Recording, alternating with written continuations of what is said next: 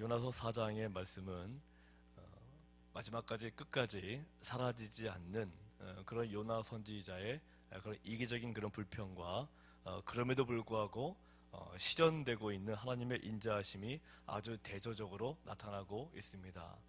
분명히 요나는 싫어하고 불평하고 있지만 하지만 하나님은 하나님의 정하시고 뜻하신 것을 반드시 실현하고 계시다는 사실입니다.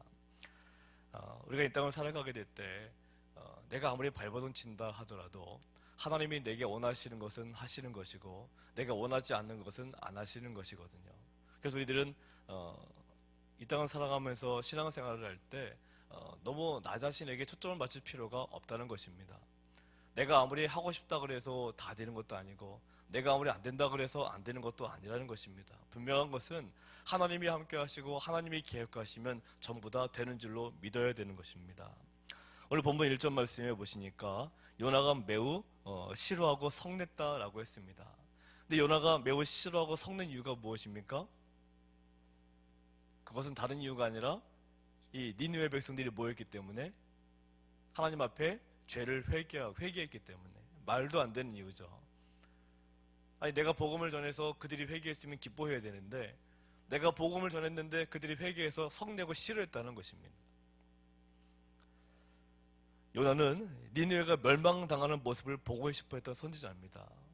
그저에도 말씀을 드렸듯이 이스라엘 백성들에게 이 니느웨라고 하는 백성은 원수지 저들이 용서받을 만한 백성들이 아니거든요. 이스라엘 백성들을 그렇게 괴롭혔던 민족이다 보니까 당연히 요나 선지자 입장에서는 이 니느웨 백성들이 회개하고 뭐 복을 받았다 말도 안 되는 그런 것입니다. 그런데 하나님께서 자기 백성도 아닌 이방 백성, 그것도 자기들을 괴롭히는 백성들에게 이렇게 자비를 베푸시는 그 하나님을 요나는 도대체 이해도 할 수 없었고 또 요나는 또 그것을 받아들일 수가 없는 것입니다. 오늘 본문 2절 말씀 보니까 요나가 뭐라고 말합니까? 분명히 하나님은 은혜로우시며 자비로우시기 때문에 이 땅에 재앙을 내리지 아니하시는 하나님인 줄 내가 알았다. 그래서 싫었다는 것입니다. 분명히 하나님은 니느웨 백성들을 향해서 그들을 용서하기 원하고 회개하기는 삶을 바라는데 요나는 끝까지 그게 싫었다는 거죠. 하나님이 원한다 하더라도 내가 싫었다는 것입니다. 우리가 신앙생활을 할 때 이런 경우가 종종 있지 않습니까? 하나님은 분명히 나에게 이렇게 사랑을 해주시겠다고 하시는데 내가 싫어서 하나님께 기도하자는 경우가 참으로 많습니다. 우리가 이제 다음 주면 명절을 다가오지 않습니까? 이제 구정 연휴 되면서 식구를 많이 만나실 텐데 어떤 분들을 향해서는 뜨거운 마음으로 정말 이 구원함을 위해서 기도하신 그런 분들도 계시겠지만 또 어떤 분들은 정말 싫어하는 분들이 계시죠. 저분은 도저히 천국 가면 안 되는 그런 분들이 있습니다. 그래서 그분들을 위해서는 기도도 하고 싶지 않은 거죠. 그분들이 하나님 믿는 자체도 내가 인정하고 싶지 않은 거죠. 교회 간다 그러면 짜증나는 거죠. 하나님 어떻게 저런 사람이 교회를 다닙니까? 아마 다음 주 구정 때 내려가시면 분명히 그런 마음 가지고 계신 분들 분명히 계실 겁니다. 연휴 때마다 많은 분들이 친척들을 만나면 힘들어하고 돌아오시지 않습니까? 요나가 바로 그런 상황입니다. 지금 너무너무 싫은 거죠. 그들이 하나님을 받아들였던 자체도 싫은 거고 회개했다는 자체도 이해가 안 되는 것입니다. 그렇지만 마태복음 5장 45절 말씀에 우리 주님은 분명히 말씀하셨죠. 하나님께서는 해를 비추시는데 자, 해를 어디에만 비춰주신다는 거예요? 우리가 생각할 때는 하나님을 잘 믿는 사람들에게만 해를 비춰주시면 좋은데 하나님은 그렇게 하시지 않으신다는 거죠. 한번 따라해 보실까요? 하나님께서는 악인과 선인에게 골고루 햇빛을 비춰주십니다. 저 사람은 악인이니까 햇빛을 안 비춰주시는 게 아니라 하나님은 악인이든 선인이든 햇빛을 골고루 비춰주신다는 거죠. 창세기 39장 말씀에 요셉의 이야기가 나오는데 요셉은 애굽 땅에 그런 종으로 들어가지 않습니까? 근데 애굽 땅은 어떤 땅입니까? 하나님 믿지 않는 백성들입니다. 근데 하나님은 그 애굽 땅에게 복을 주셨다 그랬어요. 하나님 믿지 않는 애굽 백성들에게 하나님이 복을 주셨다라고 기록하고 있습니다. 그런데 그 이유가 무엇입니까? 누구를 위해서? 요셉을 위해서 믿지 않는 애굽 사람들에게 복을 주셨다는 겁니다. 이 땅을 살아가면서 내가 정말로 잘 되기를 바라시고 정말 잘 살기를 바라신다면 하나님은 나한테만 햇빛을 비춰주신다고 잘 사는 게 아니라 나와 내 주변 전체적으로 빛을 잘 골고루 비춰주시고 다 복을 누려야 나도 복을 누리는 것입니다. 그래서 우리는 기도할 때마다 나라의 경제 회복을 위해서 기도해야 되는 것이고 우리 교회를 위해서 기도해야 되는 거죠. 내 거가 석자지만 내 거가 석자인 사실에 집중하시게 되면 우리는 결단코 복을 누릴 수가 없다는 것입니다. 왜냐하면 내 주변의 복을 누리지 못하는데 내가 어떻게 복을 누리겠습니까? 하나님의 방법은 정확한 것입니다. 하나님은 내가 복을 누리기 위해 내 주변의 환경들이 다 좋아져야 된다는 거죠. 결단코 나 혼자서는 복을 누릴 수가 없기 때문에. 그래서 우리는 기도할 때마다 설령 내게 원수 같은 사람들이고 힘들어하는 사람이라 하더라도 우리는 하나님 앞에 그들을 위해서 오히려 기도할 수 있는, 누구를 위해서라도, 나 자신을 위해서라도 우리는 오히려 기도할 수 있는 마음들이 필요합니다. 그런데 사실 이런 마음들이 결코 쉬운 마음이 아니라는 거죠. 근데 오늘 말씀을 통해서 우리가 또 한 가지 느낄 수 있는 것은 하나님은 그런 우리들의 그런 마음까지도 이해하고 계시다는 사실입니다. 한번 따라해 보실까요? 하나님은 화내고 있는, 성내고 있는 나의 마음을 이해하시는 분이십니다. 오늘 본문의 4절 말씀 보십시오. 여호와께 이르시되 내가 성내는 것이 옳으냐 하시니라. 지금 이 요나가 하나님의 말씀을 대로 하지 않고 좀 화내고 불평하고 있으면 하나님이 막 징벌을 내셔야 되는 거 아니겠습니까? 아니 이놈이 감히 내 말을 안 듣고 막 계속 불평하고 있지 않습니까? 근데 하나님이 4절의 말씀 표현들은 굉장히 부드럽습니다. 막 뭐라고 하시는 게 아니라 굉장히 부드럽습니다. 오히려 막 이렇게 막 좋은 말로 타이르고 계시는 거죠. 야, 너 왜 그러느냐? 내가 성내는 것이 옳으냐 하시니라. 하나님은 우리의 마음을 알고 계시기 때문에 때로는 우리들에게 야단을 치는 것보다도 이렇게 우리들의 마음을 이렇게 설득하는 그런 부분들도 많이 볼 수가 있는 것입니다.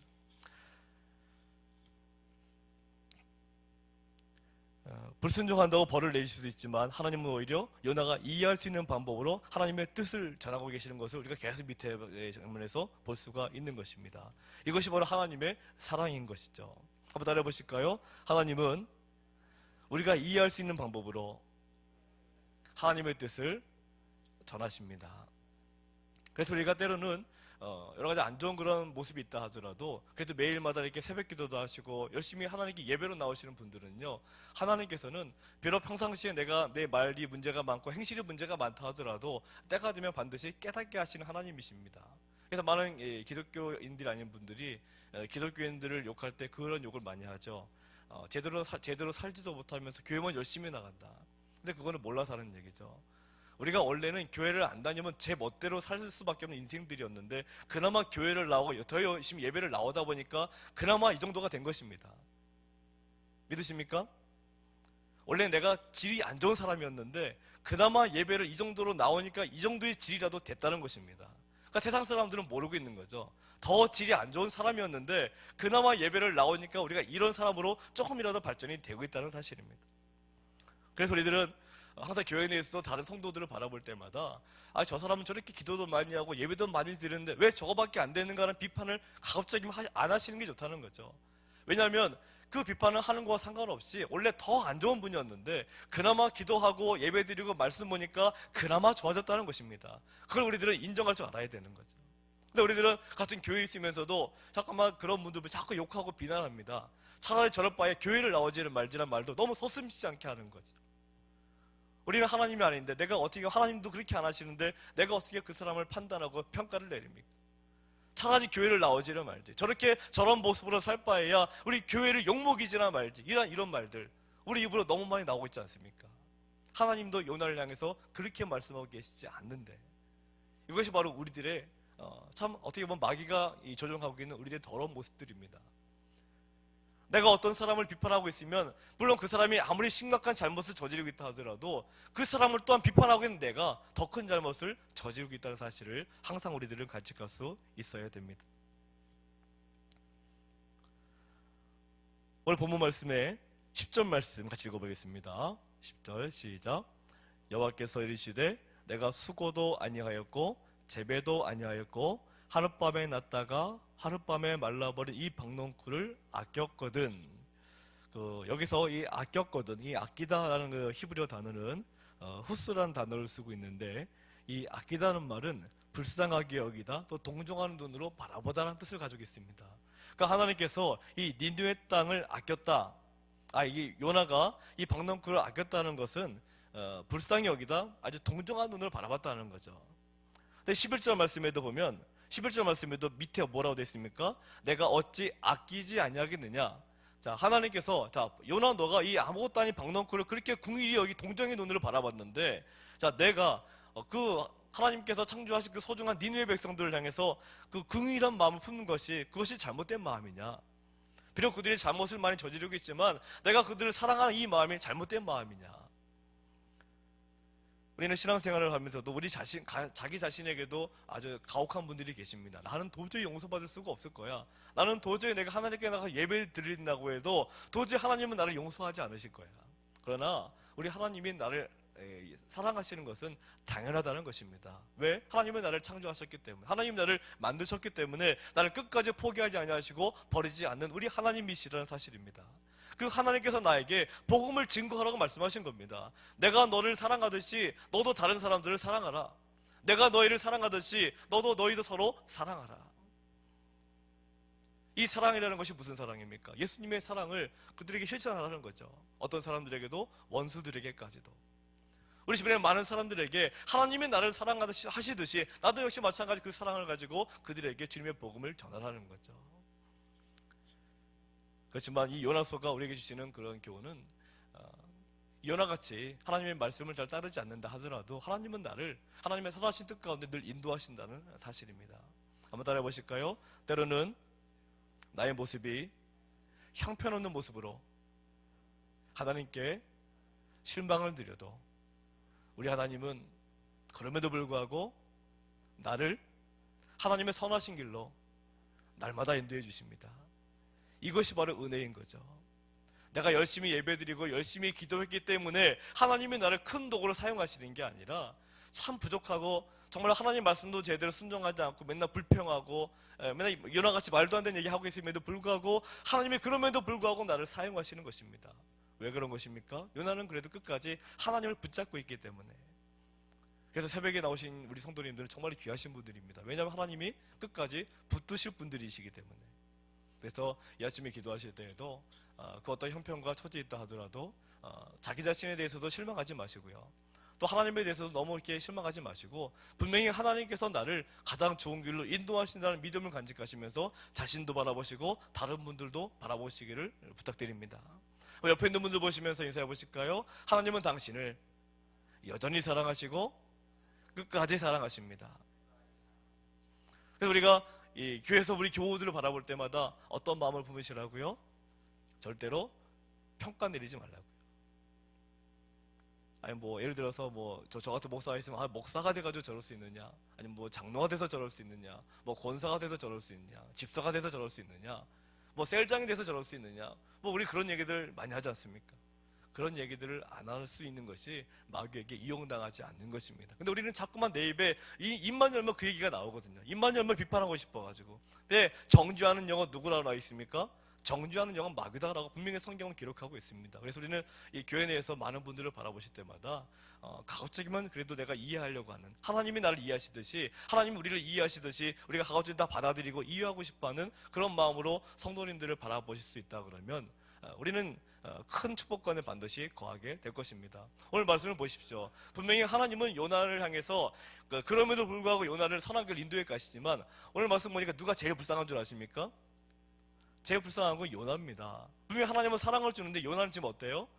불평하고 있으니까 얼마나 스트레스 받고 있겠어요. 하나님은 사랑을 주고 계시는데 요나 스스로가 괜히 스트레스 받고 있는 거거든요. 우리가 신앙생활을 하면서 괜히 스트레스 받을 이유가 없지 않습니까? 교회 내에서 우리가 만약 어떤 분에 대해서 내 마음이 불편하다면 하나님께 기도하시면 하나님 아버지 내 마음을 좀 다스려 주십시오. 내가 그런 분들을 받아들일 수 있는 마음을 내게 허락해 주십시오. 그런 기도를 더 많이 해주시기를 부탁을 드립니다. 예수님 말씀하신 대로 너희는 먼저 그의 나라와 그의 의를 구하라. 그러면 이 모든 것은 너에게 더하신다라고 하셨거든요. 내게 가정의 문제가 있고 사업의 문제가 있고 한다 하더라도 내가 먼저 하나님의 뜻을 구하고 하나님의 말씀대로 살려고 노력해 나가게 되면은요, 내 가정의 문제, 뭐 사업의 문제, 뭐 여러 가지 많은 문제들 하나님께서 알아서 해주실 줄로 믿으시기를 바랍니다. 그래서 이 아침에 기도하실 때 다음 주는 구정도 있고 또 내일 주일도 이제 다가오는데요. 혹시 내 마음에 불편한 그런 사람들 분명히 계실 겁니다. 친척들도 있고 뭐 시어머니, 시아버지, 뭐 며느리, 뭐 개인 동기별로 많이 계실 텐데 주님 내가 그런 모든 사람들을 만날 때 그래도 주님의 사랑의 눈으로 바라보길 원하고 주님의 사랑의 눈으로 만나고 싶습니다. 근데 제가 정말 어려운데 도와주십시오. 우리 그런 마음으로 이 시간 다 함께 우리 한번 기도했으면 좋겠습니다. 우리 같이 주여 삼창하시면서 이 시간 다 같이 기도하시겠습니다.